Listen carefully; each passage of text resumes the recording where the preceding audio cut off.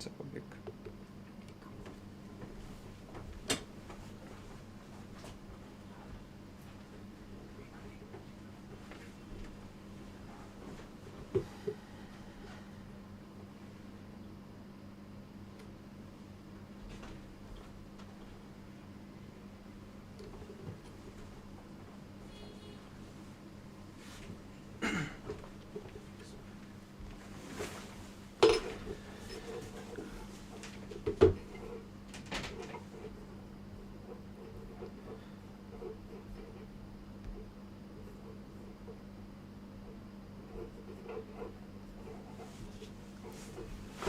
Hi everyone, we're sorry for being late.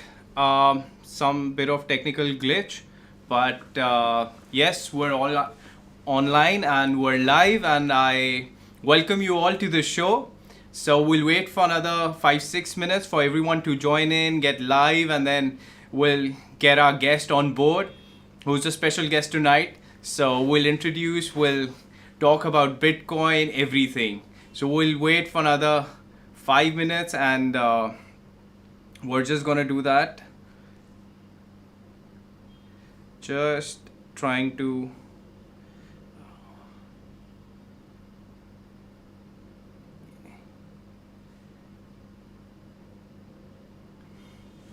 so yes, everyone is joining in right now, and we would just take another minute to start this program. Sorry for the delay.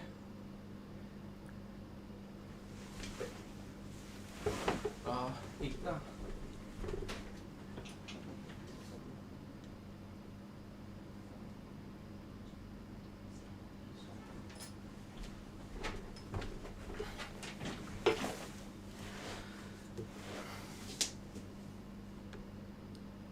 Yes, so we are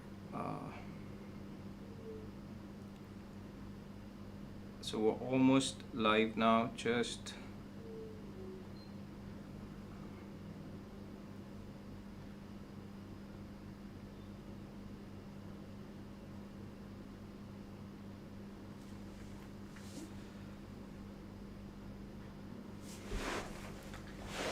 So I welcome you all to the Crypto Singh show, and my name is Gunpreet Singh, and we have a sweet Wednesday coffee crypto conversation.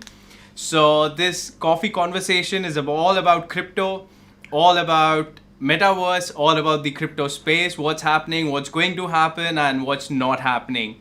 So today's guest is a very special guest, and his name is Ankur. And Ankur Pathak is a very special friend and a good friend to me. Also, he is a early age investor into crypto, a founder of his YouTube channel, Tomorrow Never Comes. Well, why he's named it Tomorrow Never Comes, we'll ask him on board. Don't worry about it. So he's invested into DeFi, into metaverse, into NFTs. We will ask him about all his questions about DeFi, NFTs, and everything. Also, Ankur is he was a healthcare practitioner for 15 plus years, and now he's full time into crypto.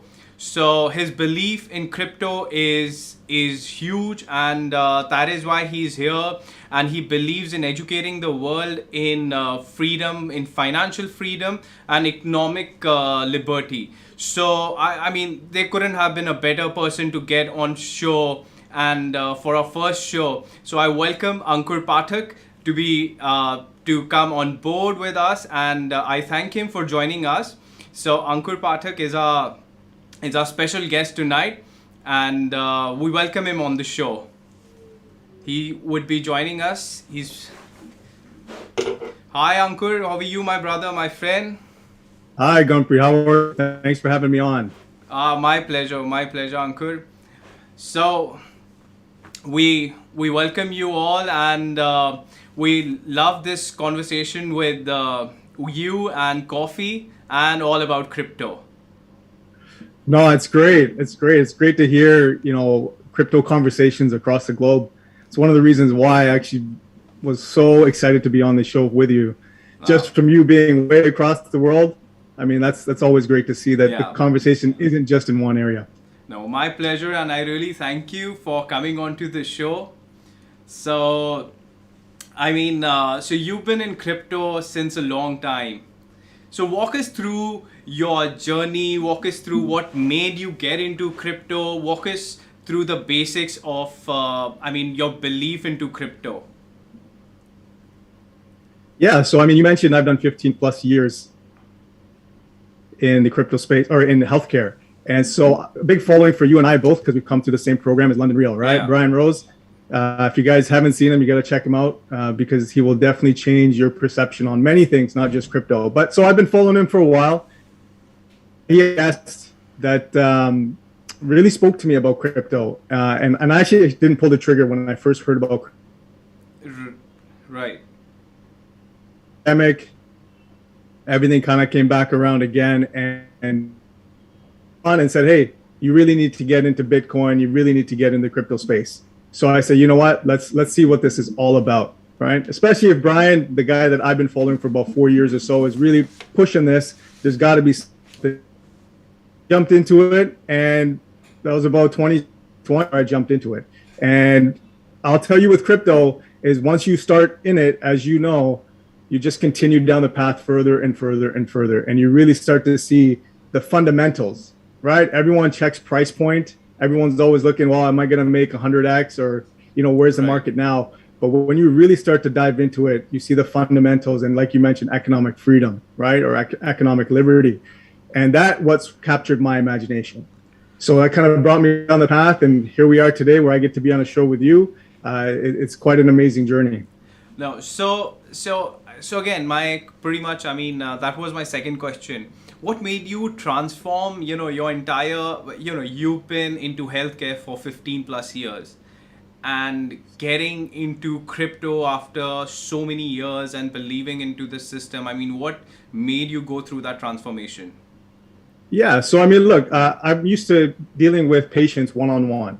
So you get to help someone's life just in a personal, intimate manner. But can you help the globe? Can you help the world? And even with the patients that I have, it's always about self-education.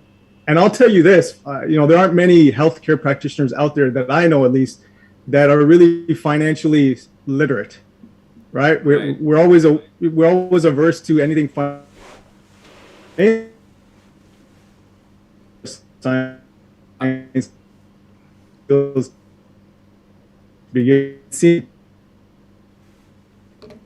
I think we lost you there, Ankur. Your own.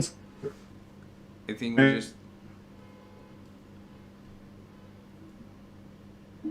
How are we doing? We back? Yes.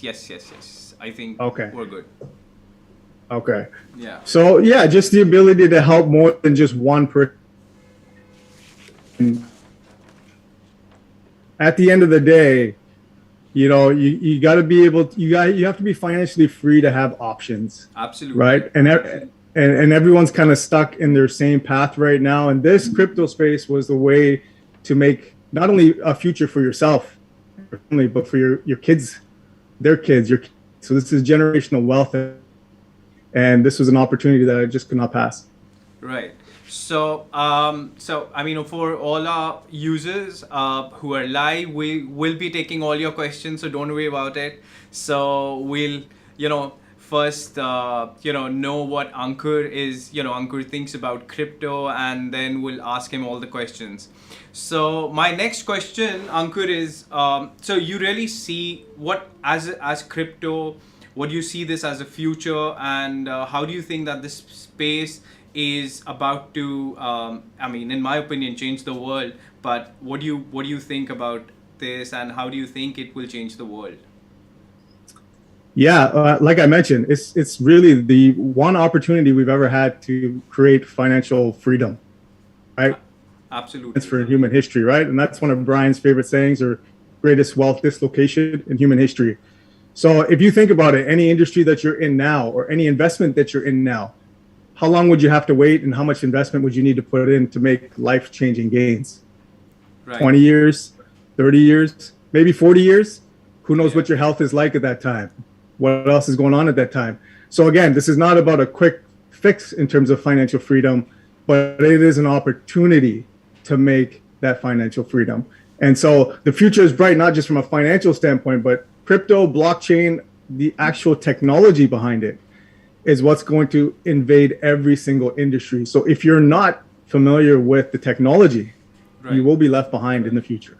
No, I completely agree there with you, because this is not just this is not just technology. This is a revolution that's coming in.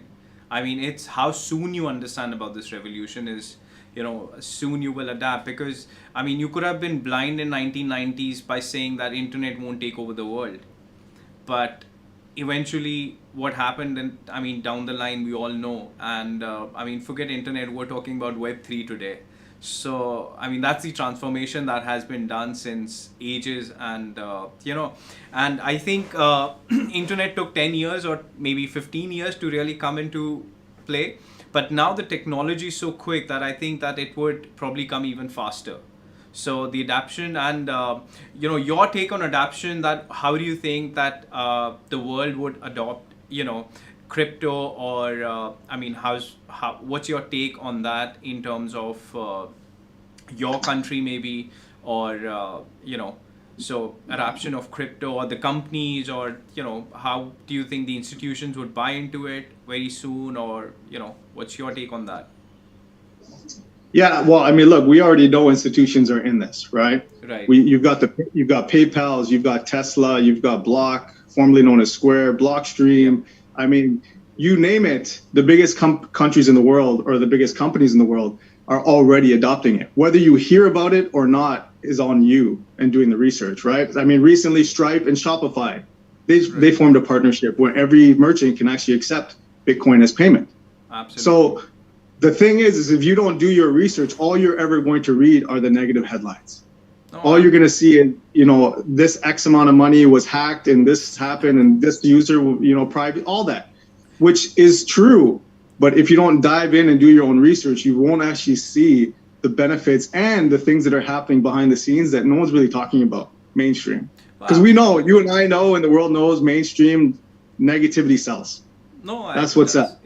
And this is actually a very good point that you've brought up, because you see what happens is this is something that I always tell everyone. When the internet came in, the first people to use the internet were scammers, right? That's always going to happen with any of these things. But the productivity with these things today, I mean, look how life is easy with WhatsApps and all these kind of things. So tomorrow, I personally, I completely believe that negativity is something that really attracts everyone very quickly. But there is, I mean, there would be 5% negativity, but there would be 95% what's actually going on in the market. So 100%. So, and just to add to that, what you're saying about the internet, right? We're sitting around maybe 200 to 300 million users of crypto as of right now. Right? Yeah. That is similar to the internet around 1996, 1997. So if you think back to 1996, 97 and where we are today with the internet, now fast forward 10, 20, 30 years of blockchain and crypto, this is your second opportunity, right? For all of us who went through that wave and never jumped on the internet soon enough, this is our second chance. Absolutely. And I mean, I'm in India, so there's a very it's a very question that is pretty much asked in India. So would you rate Bitcoin more or gold more? What's your take on Bitcoin versus gold? So well, look, we all know gold is not going to go away in India or anyone who is of Indian culture, right? That's where we like to store a lot of our value, and just jewelry. That's just kind of how it works, right? Right. But going for like if you look at the actual value of gold. So if you were going to exchange your jewelry or your gold bars and try and get actual money for it, the actual value has not changed all that much in the last 10, 20 years. But in terms of digital gold, which is Bitcoin, and then listen, with you and I being on the show, you kind of already know where my bias is going to be, right, for Bitcoin, right? But if you look at it right now, the market cap of Bitcoin is just under 800 billion. Right. And if we're going to compare to gold is 10 trillion. So we still have about a 10x to go if we're going to equate the two, right? And on top of that, if you look at global equities, that's 115 trillion. So that's 100x from here on in. So you got people like Kathy Wood and Peter Thiel who will say that Bitcoin will be $5 million at one point, one Bitcoin.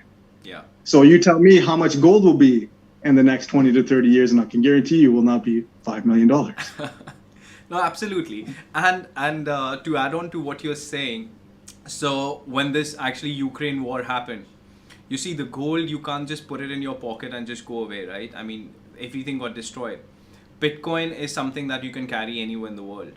So which is also, it's something that is movable, and I think that also adds up to it. But I definitely think that Bitcoin has a huge economy to grab right now. It's exactly as you said, it's like internet in 1996 or 97 right now where we are. So there is a huge there's a lot more adoption to be done. There is a lot more that's coming, and it's inevitable. I think it's not something that can be stopped now. Maybe the regulations or would come here and there, but eventually they'll all have to get into it. Yeah, and listen, if you look at it, I mean, just from supply and demand, right? There's only going to ever be 21 million Bitcoin ever created. Absolutely. Ever. Absolutely. And how much gold is out there? As soon as gold becomes popular, they mine more gold, right? Yeah. So, but I think you touched on a very interesting point, and a very important point is the permissionless, borderless aspect of Bitcoin. Right. Right? If you have your little USB, your cold storage, for those of you who know what that is, but let's say you don't, and you have it memorized, your keys, you can go anywhere in the world and you can access your Bitcoin. Right. Tell me where you can carry your bars of gold. Who's going to let you cross the border with your gold?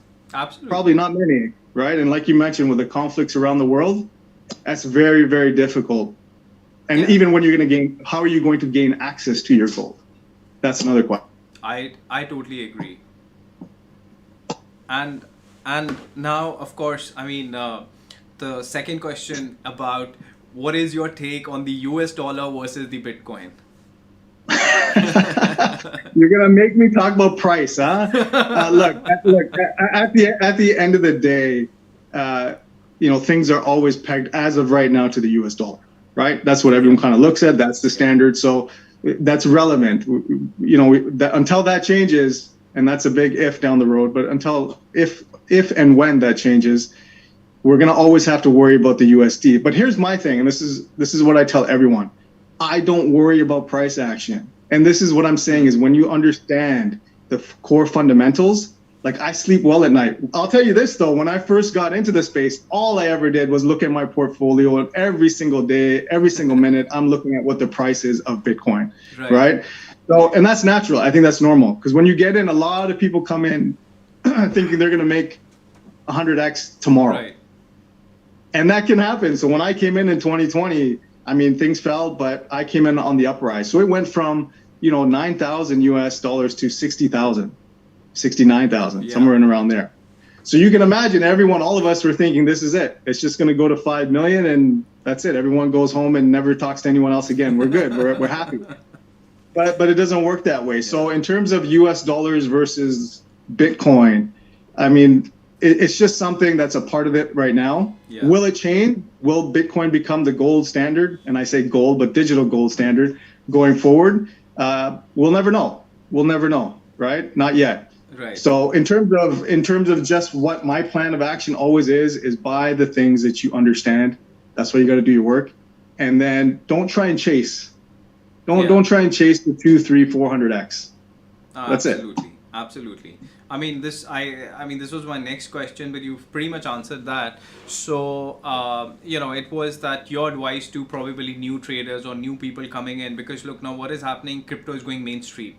Now there would be a lot more new people coming into it, and they hear that you made 100x, you made 200x, and this coin has pumped, and there are probably more than 18,000 cryptos right now in the market itself. So, your advice to all these people who are, trying to enter the market, and what is your advice, and how do you strategize that? How should they should deal with the crypto space?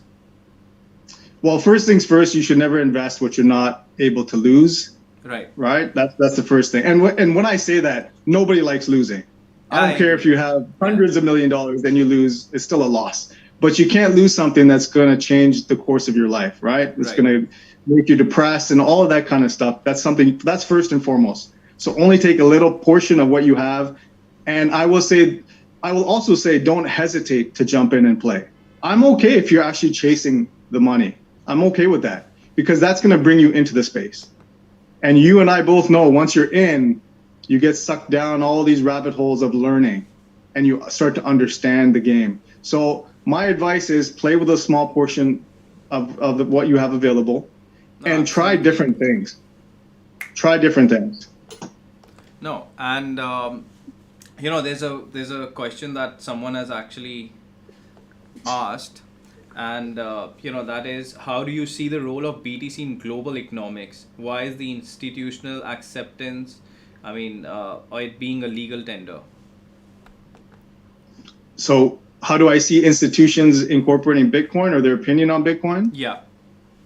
Yeah, so I mean, that's already happening. Yeah. Right? If you guys aren't familiar, like Fidelity, one of the major firms out there, just came out and said, we're going to offer Bitcoin in our 401ks, which is like a retirement savings, which is very big news, right? In terms of legal tender and making, I mean, all that's going to require some sort of regulation. And I'm okay. No one should be afraid of regulation, right? We want regulation. That's what's going to bring in the big money. Absolutely. So if you're looking to really make gains, you want the big players to come in, which means you're going to need a little bit of regulation for that to happen. Right. So I will tell you this, and you know this, all of these institutions at some point are already involved with blockchain. Right. Okay. And if not already, they will be soon. You just don't hear about it unless you do the research. Absolutely. So I have probably one of the most important questions to be asked, which is, you've answered it, Bitcoin and gold. Now, this is a very tricky one you've got, which is Bitcoin versus Ethereum. Yeah. So look, they're two different things, right? Bitcoin is a store of value. It's like your digital property. And in Ethereum is like a computer in the sky, right? It's all about software. It's all about smart contracts. And it's literally the computer of the world. That's what's happening. So I am not a maximalist. I don't say if Bitcoin, I can't ETH. If I'm ETH, I can't be Bitcoin. It does not work like that for me. So I think both will be in existence. Everyone cries about ETH gas fees, right? Everybody, and I used to too, right? You and me both going through the program, the London Real program. Yeah. We both cry about it. But here's where I've come to the realization: more gas fees means more volume, which means there's a lot of activity. So all these other layer one solutions who say we don't have any gas fees, because you don't have the same volume. Absolutely. And once you do, will you have the same problems? So for me, volume is activity. Activity means it's popular and it's actually providing benefit. No, so I totally agree there with you. And also a lot of these, these layer one solutions, or, they are trying to get through. But eventually there has not been so much of activity as much as on Ethereum. I mean, everything literally is based on Ethereum itself.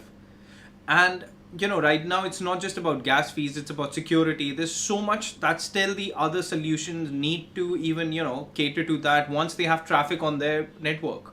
So I think that I totally do agree that, I'm slightly, I'm a slightly maximalist on Ethereum, but I'll take your answer for that. So here's how I will sum my mindset on this is. It is not gold or Ethereum. It is Bitcoin and Ethereum. I'm an and guy. I'm not an or guy. Right. So that's where I stand on that. No, I totally agree. And so what is your take on Web 3.0, Metaverse, or NFT, which is the hot topic of the world right now? Yeah. Well, look, they're all joined. It's very difficult to talk about one without the rest, right? You got NFTs, but every NFT now has a metaverse play, right? All of these projects are actually putting their NFTs in play in the metaverse. So there's always that joint part of it. And Web 3.0 is, that's beautiful, where we have control over our information. No longer is a corporation going to take our information and then sell it back to us in the form of advertising, right? Right. We get to control where it goes. We get to monetize if we so choose. That is the future. That's what's going to happen and is already in the process. So for me, all of those three are all tied together, right? Gaming, NFTs, metaverse. We cannot get away from any of that. And we know, you and I know, that DeFi is what gave the birth to all of this decentralized finance. Absolutely. Right? Absolutely. And I think also, play to earn would be one of the biggest things coming in, future. I think gaming would also be. So I think all of these things are again inevitable, and they will also grow. And I think everyone will have their own space to grow. So DeFi would have its own 100%. space, Meta would have its own space, Web3, all of these would have their own space. So there's another question someone has asked. So he's asking on three prospect of Ripple, XRP, Dogecoin, and Nexo. All right, so here's so even though I'm an and guy, there are certain things that I don't dip too much into because either I haven't done the research, or if I have, I don't think too much of them. Right. Okay. So let me say that first. But that doesn't mean that I think there isn't any value in those three that you mentioned. Of course there is, right? And a lot of people will say it's just a meme coin, but don't understand that there's a community behind that meme coin, and that community gives it value. That's what it is, right? So I am not a Doge holder. I do have some XRP and Nexo, and not any Nexo either. But I can't say that I've done enough work in Nexo. So I don't know much. I do know it's part of the exchange and all of that, so it has value. Doge, I'm not a big fan. I can't say I'm a big fan of it, but like I said, I don't discount the community. Yeah, I mean, I was just trying to understand, is Doge taking over Twitter, or is it Elon Musk taking over Twitter? So I'm still trying. Well, that's the thing, right? Is Doge going to be the currency going forward? Who knows, right? So I also think that they're launching the space project and they have the Doge in it, and I mean it's so I mean, one thing for sure, anything with something to do with Elon Musk, you never know what's going to happen next. So Listen, it's so he's gonna unpredictable. He's gonna push it, right? That's his thing. Yeah, so. But look, you don't even know when he's gonna dump it. I can assure you that. Yeah, well, yeah. Let's. I'm not gonna get into all of that. So yeah. So and I mean, for me, XRP, I've stayed out of because of all the the case that always has been linked with XRP. So I mean, eventually they did come out as winners, but I'm still not deep into XRP. I don't hold any XRP, and Doge, yes, of course, but not Nexo, not XRP. So yeah. And then there's another question someone has asked: where do you see crypto and its use in next 5 years? I think we've discussed that, but yeah. Yeah, no, I would say in the next 5 years you'll see crypto in every single industry. Right, and let me backtrack. Not even crypto, blockchain. Right. Well, I think a lot of times we need to distinguish between the two, right? So blockchain is the technology, crypto is more the incentive based on that on the blockchain itself, right? On that technology. So will we see some sort of crypto in every single industry? I 100% think so. Whether it's healthcare, I mean, we already see it in finance, but every single business, and you can see it on e-commerce as well. I mentioned Shopify. So if you're not involved somehow, you're not going to be as prosperous in the next 5 years, or you may be irrelevant, which would be the worst case scenario. Yeah. So, I mean, it's somewhere I was also reading that by 2000, another 20, 30 years, you would not have physical artists. They all would be digital artists dealing in crypto. That's a research that I was reading. But I mean, so crypto and its usage, I mean, whatever said and done, all of these NFTs is basically due to the crypto space that has been born, and the metaverse. So I mean, its use in next 5 years, I mean, I don't know, but I'm pretty sure that within next year also you're gonna see a huge jump. So 5 years is still long for crypto. I think every year you are gonna see a substantial growth in this space. Well, I mean, look, you and I know, and anyone who's been in crypto, that 6 to 12 months is a long time in the crypto world. It's bear and bull so market. 5 years. 5 years is like 20 years when you look at any other market, right? So I don't know 5 years out, but I do know it's lightning pace. No, absolutely. So, and this also gets me to a question which is your favorite coin? Which is my favorite coin? Yeah. Wow. Okay. So look, so we have to So- say this. This is not financial advice, Yeah. right? So I gotta so say this. so let me start with this. So what we'll have first your favorite coin from the blue chips. Okay. Bitcoin. Bitcoin. Okay. And Yeah. and how about altcoins? I like Polygon. Yeah. I'm a big fan of Polygon and metaverse play, right? Sandbox, Yeah. that's a favorite. And I will say I like Avalanche. That is a project, a protocol that I actually really like. Right. So I'll stay there. I don't know Yeah. if you're gonna go down to the outside the 100 market, the top 100. So my next question is, what is your next 100x coin? Oh my God! No! Don't do that! Don't do that to me! I don't want to say. I will say this. I will say metaverse and gaming. Right. That is the place to look at right now. Okay, Right. and if you want to talk about the next 5 years, you're gonna see an explosion there that you've never seen before. That's my Right. personal opinion. So also one more.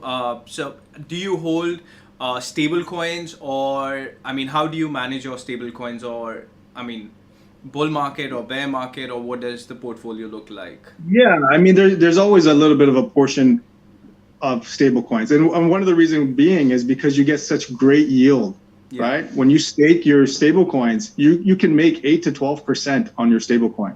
You tell me any bank that's going to give you even 2%. It's Yeah. not happening. It's Maybe not. not even 1%, right? You're not even going to get 1%. So here you have an opportunity to make, even if you're super safe, and you just want stable coins and you don't want to deal with price action up or down, you can make 8 to 12%. So in terms of myself, it'll depend on the market. If the market is a bull market, I'm going to have less in my stable coins, more into the altcoins and the coins that have a bigger potential for gains. And if it's a market like now, I may have more parked in there, depending on how I feel. I will say this, it's just easier to transition when you're moving certain assets when it's in a stable coin, right? I just like to park it there. I can buy some other projects if I like to, or just move stable coin from one platform to another. Absolutely. And and your take on the Fed interest rate. What do you think about that? Well, You they have want a me to meeting. make- They you have want a me to meeting make coming up predictions? next week. Which They have a meeting pretty much every week, whether it's an emergency or not, right? They got a meeting. Look, we all know that the inflation rate is much higher than actually is reported, right? Right. I think right now in the U.S. it's about 8.5% or somewhere around 8.9%, but it's actually 15% or higher if you look at actual goods, okay, and things that they don't account for in their inflation rate. So in terms of the Fed, I mean they're on this warpath of we need to decrease inflation, right? So they're going to keep increasing the interest rates. How far that goes, how much they do, I don't know. I stay away from predictions only because I see so many who stick by predictions and they're wrong and they'll just change their prediction. So I'm not like that. I can't foresee the future, but I do foresee some pain coming along, more pain than what we are in right now. Right. So we've got another question here, and so it's about hodl versus booking profit. And I mean, what strategy would you recommend for a bull run? So I'll say this: it also depends on what you're starting off with in terms of how much money you have. Right. So if you don't have much, if you have $200, $300, $500, the goal for you should be to try and increase the amount that you have, right? If you're starting with $1 million, your outlook should be a little bit different. So for me, there's always a portion that I have as my hodl. Bitcoin is my hodl. I do not take profits. I don't care. As it dips, I just dollar cost average and buy more if I can, right? However much that is. But in terms of profits, absolutely there should be a strategy for a percentage of your portfolio where you're trying to build off on your profits, 100%. And that's a mistake I made early on. Right. Was I did not. Right? I did not. And what do you think? I mean, what is the percentage of Bitcoin that you would hold, or something, or long-term hodl? Like what would be the percentage of your long-term hodl? I mean, which could include Bitcoin or Ethereum or whatever. I mean. Yeah, well, look, I know most people will probably say around 50 to 60%. Right. Currently, right now, I'm at around 90%. Wow. Between the two of them. Wow. And so that's for me, that lets me sleep well. Yeah. Right? Like I said, I'm an and guy, so I know ETH is not going anywhere, and I know Bitcoin's not going anywhere. So I'm good. Right? And then I'll have the remaining 10, 15% of my portfolio and other things where I'm trying to take some profits out of. Yeah. So, and what is your strategy on trading? And do you recommend trading and leverage? And it's something that everyone comes into and sees. I mean, this is the market where you get 100x, 150x, and you could just probably sometimes it's a gamble. I mean, I personally feel you could go to casino Vegas and just enjoy yourself and come back rather than just doing that. But what's your take on it, and how much leverage do you think that one should take and not? I mean, in case someone wants to do leverage, so what is your take on it, and how much percentage of portfolio would you yourself do it in trading? All right, so we have a lot to unpack there. So first off, I think trading is great. Right. I think it can be great. Okay, but I wouldn't do leverage until you are more seasoned. I would not come into the trading market and say right away, I'm going to 10x leverage and then we're going to go from there. No. With anything I do, you dip your toe in. Right. So you put a little small portion, you kind of see it, because look, when the bull market is there, everything seems like you're a genius. I thought I was a genius. I could just leave whatever I'm doing and I'll just trade for the rest of my life. Yeah. But it doesn't work that way. So like you can make 100x, you can lose 100x. Absolutely. At the same time. Right. So for me, listen, I would say 1 to 2% of your portfolio for trading for fun, if that's what you want to do. If you want to do more than that, if you want to go 10, 15% or more, put in the work. Really put in the work and understand how trading works, because you will get pushed around, and trading is all psychology, right? It's your mindset. Right. And if you're not willing to handle that, you're going to lose. Yeah, absolutely. 100%. Absolutely. So, I mean, I've got a question for you, but there's another question that a user is asking, and then I'll come back to you, because I want to ask you, a mistake that you made in your crypto trading. But we'll come back to that. So this person, so he's asking, NFTs are all over the place. So what is a good way to do our research to know what's the next big NFT play is? Yeah, and look, I love NFTs. I'm a big NFT fan. I've done some things in NFT that have opened my eyes to the possibilities. Right. So what's the best way to do research is that you got to follow the community. Okay. So you might, if you're on Twitter and Discord are two of the biggest platforms to look for in terms of community on an NFT project.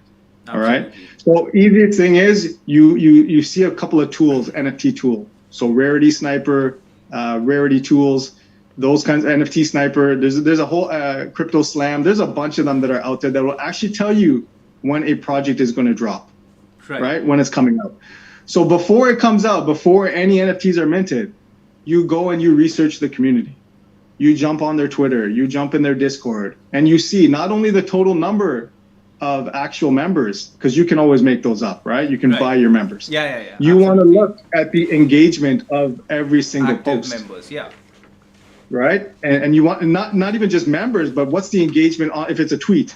Are they getting 400 likes? Right? Do they have some retweets? Who else is following them? Who's talking about them?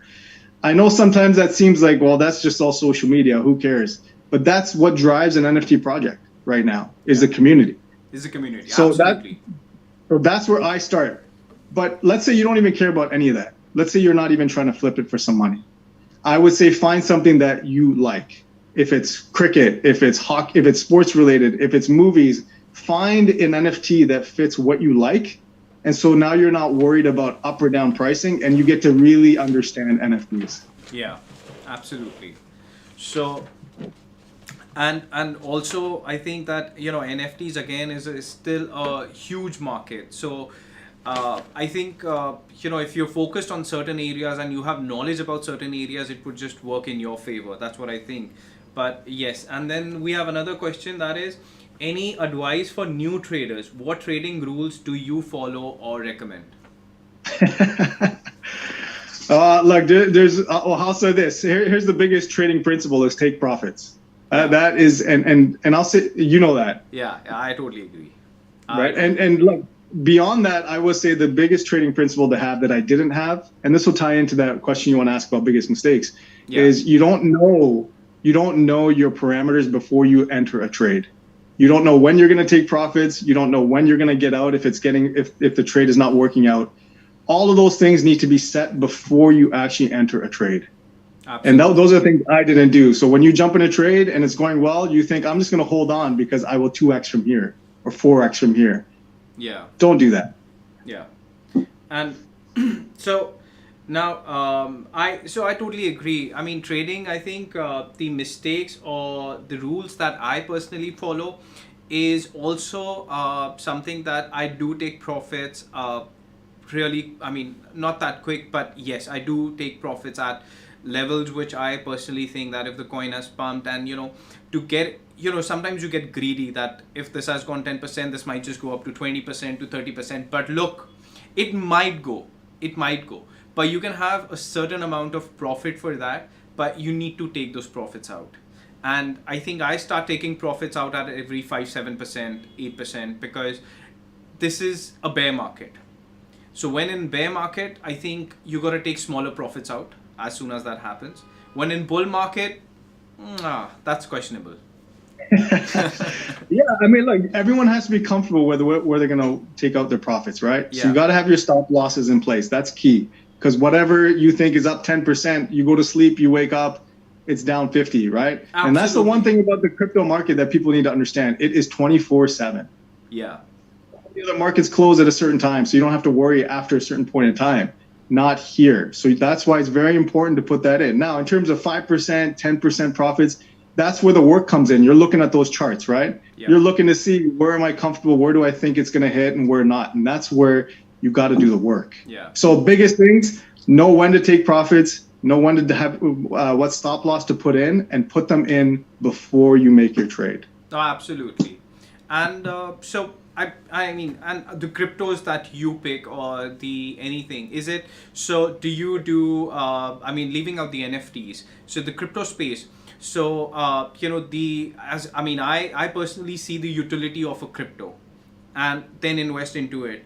I mean, I usually stay out of the meme coins or shit coins or some, coins which is, I mean, still, questionable kind of coins. So do you, and how much percentage would you allot to something like that? Because high risk, high return is something that we of course all know. But do you invest into meme coins in general, or no, that's not for you? Yeah, I no longer do that. Yeah. Full transparency, I tried. I dipped in it, and some worked out okay and some don't. But that's the thing, is that those are the ones I realized I was not okay with if I made a loss in. Yeah. Right? I was not, and so I don't, people do it all the time, right? You buy the rumor and you sell the news. Yeah, right? And I want to also, bring this point up. So sometimes what happens is when we're looking into the crypto trades and the smaller coins, it's not about the pricing. Sometimes we might think that, a coin that's for 1 cent might do much better than something that's for, $10 or $20. Well, I personally don't see the price. I see the project first. So if the project is good, it does not matter because it's not going anywhere. And as beginners, people have to realize you have enough junk in this market right now, 18,000 plus cryptos. There will be a bear market, there will be a bloodbath, and some of these cryptos won't even exist after 2 years or 1 year. So yeah. And you bring up a good point. A lot of times what we do is we say, okay, well, I have maybe $100, $200 to play with. So I'm going to pick something that's 0.0000001% or 1 cent. And so I can have 1 million of these tokens in my wallet and it looks great. Yeah. But absolutely. You know what the value is? Zero of your million tokens. It does not matter. And I think if you look at the exchange, the top 10 of the exchange, or I can't remember if it's top 10 or 15 from 5 years ago, most of those projects are no longer in existence. Absolutely. And that was top 15 then. So if you're looking at down market cap wise at over, out of the 100, what are the chances in the next 5 years they're going to be in the top 10 or top 15 or top 25? Very, very small chance. So if you're okay, that's why I say it's okay if you have a little bit of money that you want to play with. Yeah. Okay, fine. Yeah. But if you do a sizable portion in there, you will be hurt. Oh, That I can guarantee. Look, traveling is closed. People aren't going to Vegas, so there's a bit of portion that you could play with. So that's True. completely. So I That is mean, true. it's fine. I mean, you could play with that money. So what's your take on the dominance of Bitcoin, which I think is becoming like a, initially how the all the previous bull runs have been, or the history has been. We see, I personally see a change happening now. Bitcoin used to be the king at one time. I mean, it still is a king, but the amount of return on Bitcoin or other altcoins somewhere in the bull run, I think Bitcoin return, all the altcoins surpass the return on Bitcoin. What is your take on the dominance of Bitcoin, and what do you think about that in general? Yeah, I mean, if you look in the past, Bitcoin was 60, 70% dominant in the market, in the crypto market. And now where are we? 40%? Yeah. Somewhere in around 40 to 42%. 42, yeah. So look, as time goes on and the price point of Bitcoin becomes more and more unreachable for many, right? Because of the scarcity that's going to happen, especially when the big players come in. The younger generation is going to be floating into the ETH and other coins that are more affordable. Yeah. It's just the way that's going to happen. Now, does the 40% ever go to 20% or 10% dominance? I don't know. That I can't predict on. But I don't see it going back to 60, 70%. I just don't see that. There are too many projects in the space, and there's too much attention and attraction to those that they can actually afford, right? No, so I don't see that. And there's a lot more awareness now. So I think, and initially also, I mean, for the beginners who don't know, you had to buy Bitcoin to buy all the other altcoins. But now is not the case anymore. Now you could just directly buy the altcoin you want to buy. So that also, I mean, has changed a lot of the way the markets have functioned in general. Yeah, and I'll say this. Look, the older generation, maybe ours and older, they're more concerned about store of value. Yeah. But if you're 20 years old or you're 25, you're not looking at, I need to put my money away so I can save it for 40 years. That's usually not what you're looking at. You're looking at, how do I make my gains, right? Absolutely. So a lot of that attention is going to go to things outside of Bitcoin. No. So we have, so now, so coming back to NFTs. Now, there's another question we have is, what NFTs do you possess, or what is your portfolio in NFTs? You want to show off some of your NFTs, or, Well, I won't show any on you can tell here. us a recent buy in NFT. Yeah, there was one called Clash of the Dragons. That was one of mine. That's one of my things that I have. Meta Eagle Club is a big one. Crypto Bear Society, or Crypto Bull Society is one of them. But and this is why I say, like, please do not buy it just because I said it's in my portfolio. That I got to make clear, because those are things that I was attracted to, and I was not trying to make a quick dollar on them. That's not what I was doing. But I will say this: if you are attracted to NFTs or you want to get in the space, now is a great time.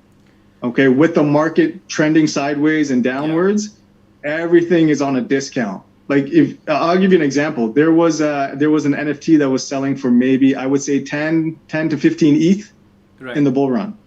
That same one was on the market for about 3.5 ETH now. Wow. Okay, so there's a 7 to 8 ETH difference. Yeah. Okay, so 25,000 US difference just in that one NFT. So you can buy a lot of things right now that their price has dipped, and that you can get into a lot cheaper than before. So that's my take. I won't mention any other NFTs specifically, because those are more passion plays for me.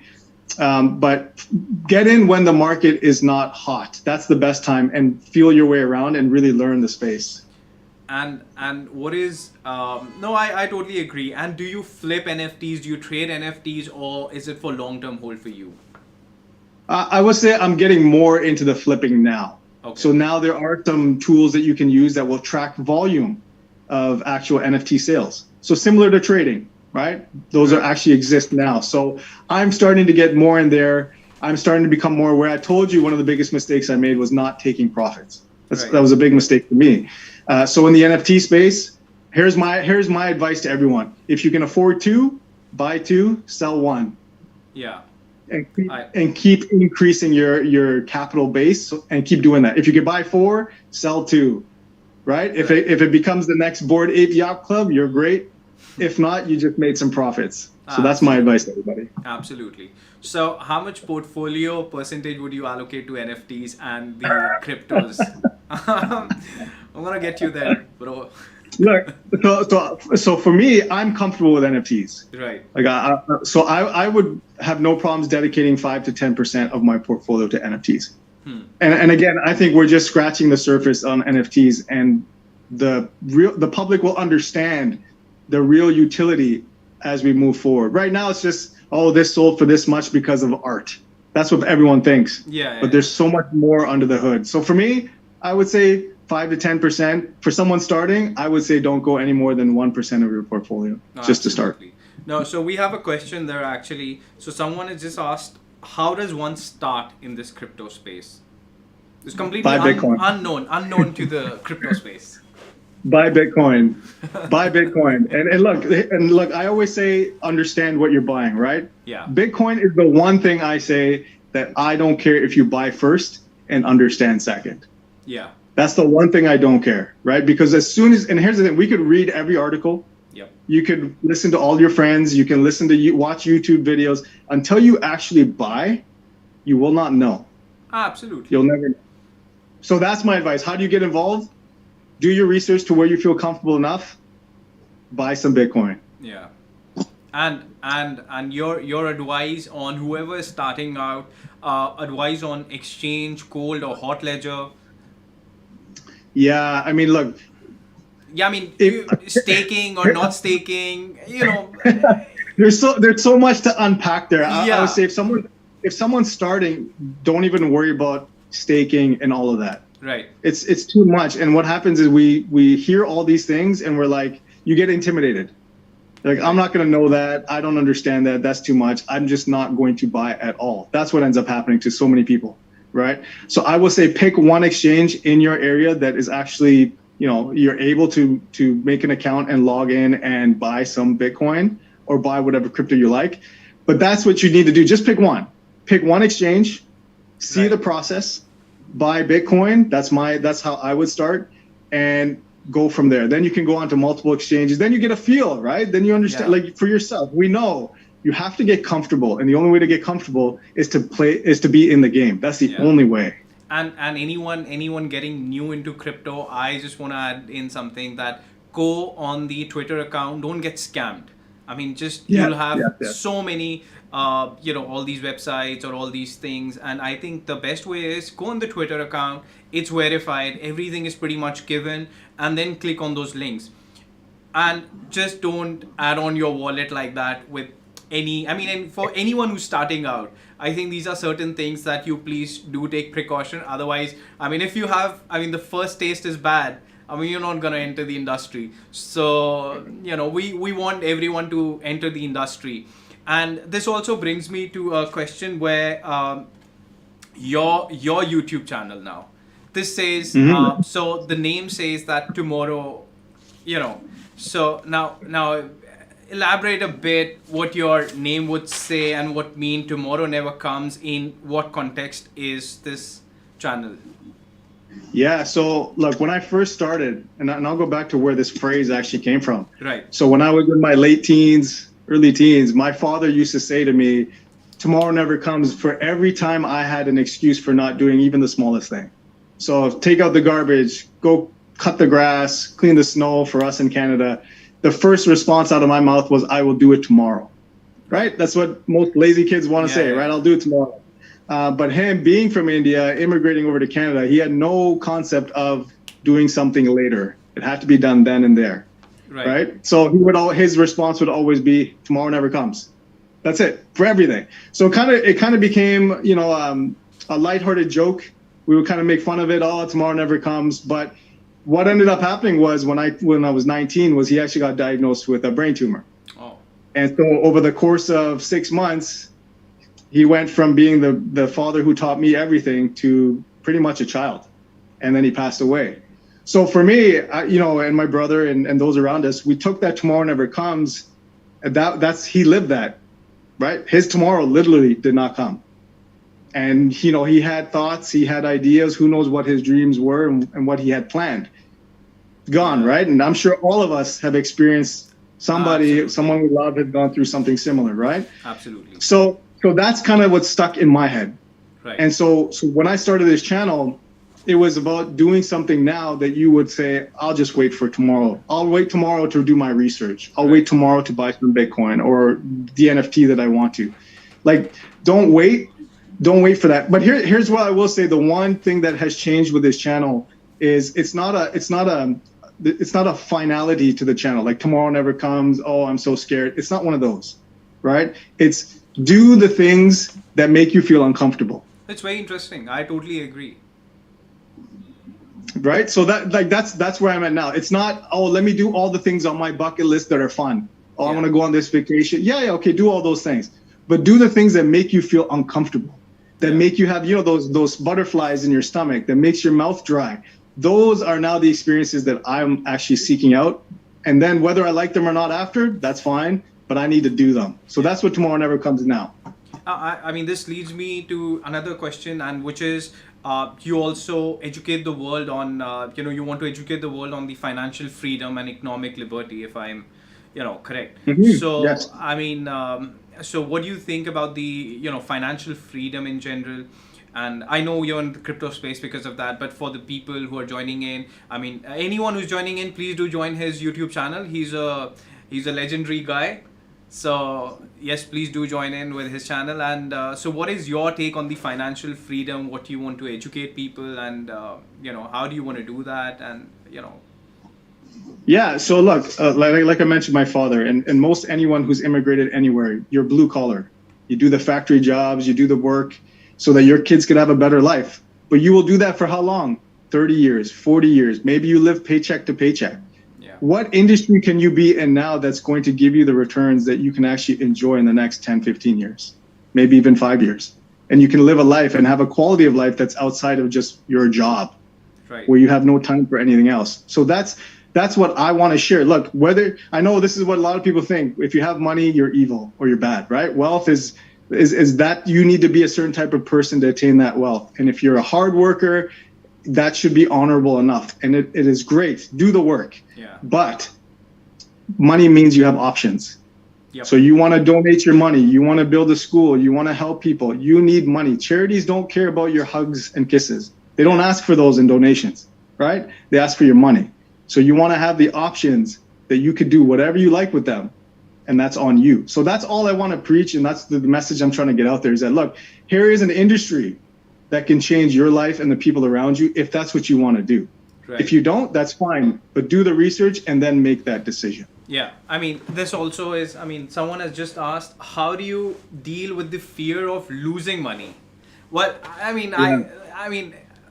just want to say that tomorrow never comes. So first you need to deal to get into it. Don't think about losing first. I think about winning first. So, so I would say that, but what is your call on it? Yeah, I'll add to that. That's why you only put in a small portion of your money. Yeah. So that fear, look, everybody has that fear, right? I don't care what anybody says, even if it's 0.001% of you. Absolutely. No one likes losing money. Yeah. Nobody does.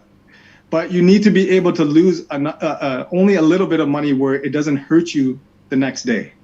Yeah. Right? You want to stay in the game. So that's what I will say. There's always going to be a fear. But look, there's going to be fear in anything that you do. Right? So you got to be okay with that fear and you got to just do it. Yeah. That's it. Do it with a small amount of portion. That's it. I would like to add something here. When you start, if you have a fear psychosis or your fear about losing money, I think that you've lost that money, put it into the crypto and forget about it for a few years. Long term, I personally believe that any of these, a lot of people go on the YouTube, see these YouTubers and they talk about millions and billions, and which I personally think is something that, inspires people to just get into quick money. But it does not happen always like that. There are probably 5% of the chance that would happen like that. But my take would be, put your money in, sleep on it, and think about it after few years. And as Ankur said, then put it into Bitcoin and just sleep over it. And don't fear about losing it. Just think you've already lost it. So, but it's like saying today, I mean, you drive a car and you fear about accident. Well, I mean, there's a life is all about risk.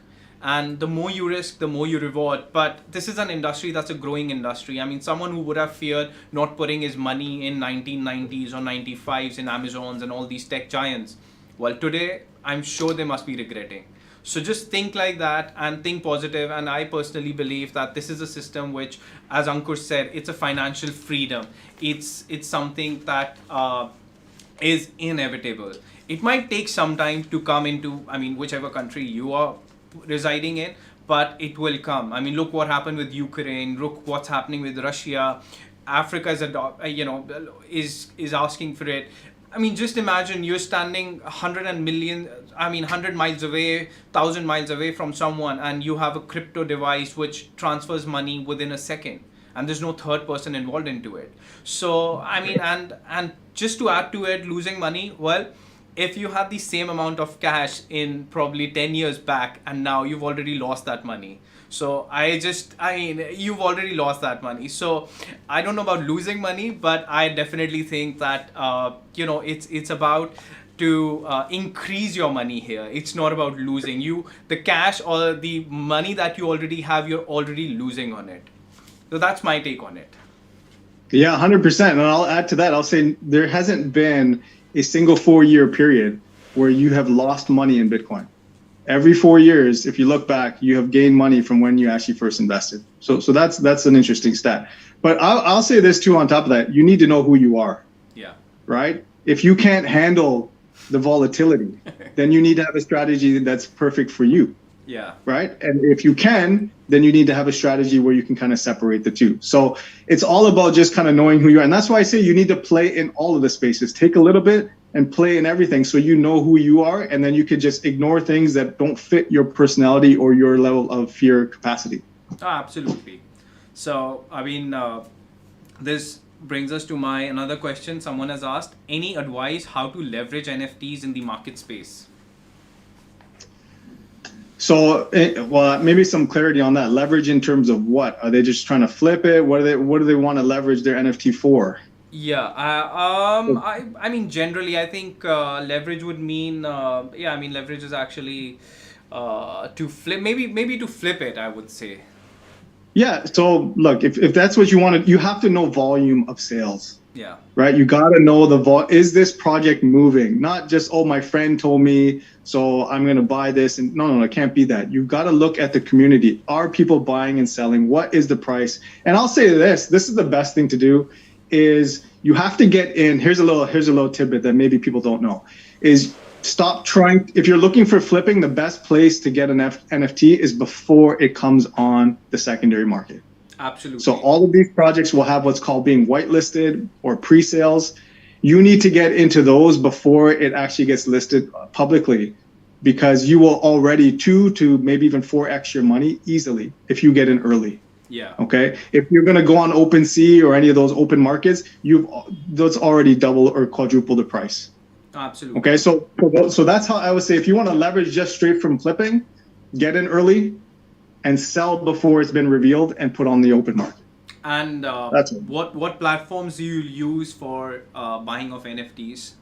Yeah, OpenSea right now. OpenSea. Yeah, that's where all the volume is right now. There is something called LooksRare. Yeah. That's another one that I think is number 2 on the list. But for me, it is OpenSea. Yeah, I mean, it's giving in general a good interest, or as you would say, the staking reward right now. LooksRare is giving you a good API, in general. Yeah, absolutely. And look, I'll say that people don't realize you can stake your NFTs and you can get tokens in return. Yeah. And those tokens will have their own value. So there's a whole set of utility and perks associated with NFTs, not just, hey, look, I'm going to show you how much I paid for this NFT. Right. There's a lot under the hood. So there's a lot of value in NFTs. If you want to get in, there is money to be made. Again, you just got to be careful with your risk management. Yeah. So they're asking that how do you get NFTs to get your customers interact, buy, sell your NFTs as a brand? I think this. So creating your own brand. Yeah. I think that's what they mean. Now, well. Yeah. Look, Yeah, so that's possible. You can do that. Again, there's so much more to creating an NFT than just I just made one and here you go. No, I Right? know. What's the follow up? What's the community like involved with that? What the person that you give it to, what do they get for having it? Is it just saying that I have an NFT? Okay. Do they have NFTs? Are they even interested? Yeah. There's so much that goes involved. You can't just be like, here's an NFT, so I assume you're gonna appreciate it. There has to be some value. No, absolutely. And just going back to the question where someone asked about losing money. Now, I mean, what comes in my mind is you've been from the healthcare industry in general, and you've been a practitioner. So you would have had a stable income, and then getting into crypto. I think that's something that I mean, you were willing to take that risk to get into it, or I mean, I know you believe in the system a lot, but I think do you regret that, or you think that that's the right step? I do. I do regret. I do regret not coming in sooner. Right. That's what I regret. As I took too long to get into there. And I'll say this. You touched on being a practitioner. Yeah. So I've seen all of my patients. Many of them, of course, some are more injured than others. But whether it's be a car accident or something like that, I saw the situations that they are in and their future outlook. Right. And for them now to make a big transition, sometimes you don't have the mental capacity, sometimes you don't have the physical capacity to do it. So if you are in a position right now where the only thing holding you back is fear, and there's so much that can hold you back going forward that you have no control over. No, absolutely. So you actually have control over the fear, right? So that's my biggest regret, is not coming in sooner into the crypto space. No, I totally agree with you there. Yeah. So where I think it's running out of time, and I mean, it's been a pleasure talking to you. I mean, before we go, give all the beginners one piece of advice that you can give, and you can advise them, and also to stay away from what. Yeah. So look, I would say this: do your own research now. Yeah. Don't wait. And stop reading the headlines. Stop reading the headlines, because you're never going to hear the good stuff. All you're going to hear is the bad stuff. Okay. Yeah. So two things I would say is do your own research and try and find people who are interested or are already in the space. That's where you're going to get the most clarity. And like for you and me, like we can push each other to do things that we wouldn't do on our own. Absolutely. Right. So you need that. So that's my biggest advice. And what would I stay away from? I would stay away from conceding to my fear. I would stay away from being okay with doing what I'm doing now. Right. If you're not happy now, or you don't see much of a change in your future, you got to make a change now. Yeah. So don't wait on that. So those are my two biggest advices for people. No, absolutely, and I totally agree there. And I think stay away from negative news. That one phrase I really like is like the food that we eat, we have a proper diet for it. So have a good information diet, and don't overeat information. Don't get into the rabbit hole, and eat as much as required. And maybe if you get too much of negativity, go for a 3-day diet. So intermittent fasting is a really good thing. It's good for I information just too, don't, right? get stuck into the negativity because it's never ending. So Right. 100% agree with you. That's 100% agree. the information has to be very diet conscious as well. So yeah, that's my take on it. But thank you so much for being on the show, and thank you for your time and effort, and I'm privileged to have you on the show, Ankur. I appreciate it. Thanks for having me on your show. And everyone, make sure if you don't already follow the Crypto Singh. He's got some great content. I love it. Thank you so much, and we'll soon get you back to the show. Absolutely. Thanks so much. Take care, Ankur. Take care. Bye. Bye-bye. How was it?